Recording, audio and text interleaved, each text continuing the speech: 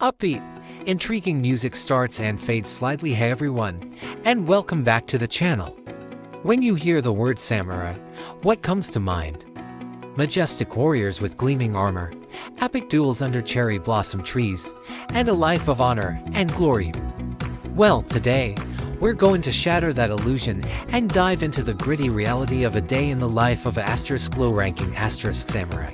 Trust me, it was way harder than you think. Forget what you've seen in the movies. For most samurai, especially during peaceful eras like the Edo period, life wasn't about constant battle. It was about, well, being broke. Let's call our samurai Kenji. His day doesn't start with a meditation session overlooking a serene garden. It starts before dawn, not in a grand estate, but in a cramped, probably rented house. The first thing on his mind, not honor, but how to feed his family. See, most low-ranking samurai, or *KSCHI*, were paid in rice stipends, and often, it just wasn't enough. So, Kenji's morning might be spent doing something distinctly unsamurai-like. He could be crafting umbrellas, weaving sandals, or even raising goldfish to sell on the side. These side hustles were crucial for survival, but they were also a source of shame.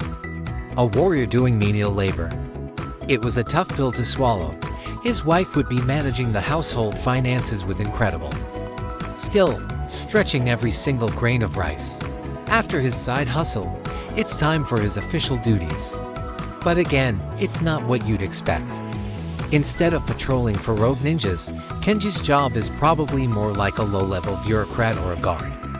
He might spend hours standing as a gatekeeper at his lord's castle, bored out of his mind, or shuffling papers in a dusty office.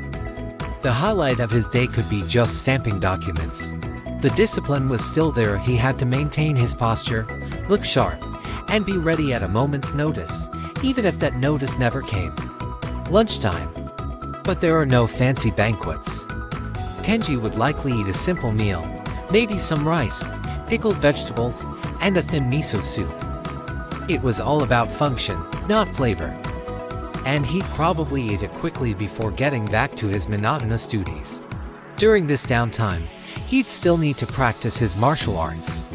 He'd swing his sword in his tiny yard, not to prepare for a duel, but to maintain the skills that defined his class, even if he never got to use them. His swords were his most prized possessions, but also a financial burden to maintain. The afternoon would be more of the same. More guard duty, more paperwork. He'd see the high-ranking samurai walk by in their fine silks, and he'd have to bow deeply, feeling the vast gap between his reality and their privilege. The social hierarchy was rigid and unforgiving. No matter how skilled or intelligent he was, Kenji had very little chance of ever moving up in rank. He was born into his station, and he would likely die in it. As the sun sets, Kenji heads home, exhausted not from battle, but from boredom and the constant financial stress. His evening isn't spent composing poetry, it is spent helping with household chores or getting back to his side hustle under the dim light of a lamp to earn a few extra coins. He might have to pawn a family heirloom, maybe even his spare sword, just to pay off debts. This was a common and deeply humiliating experience for many low-ranking samurai. Their entire identity was tied to their status as warriors. Yet they were living a life of poverty and quiet desperation. So, the next time you picture a samurai, remember Kenji. Remember the thousands of men who lived a life not of epic glory, but of quiet duty, economic hardship, and the struggle to maintain their honor in a world that had little use for their fighting skills. Their story is a powerful reminder that history is often much more complex and human than the legends we love. What do you think? Does this change your perception of the samurai? Let me know in the comments below. And if you enjoyed this dive into the real side of history, make sure to hit that like button and subscribe for more. Thanks for watching, and I'll see you in the next video.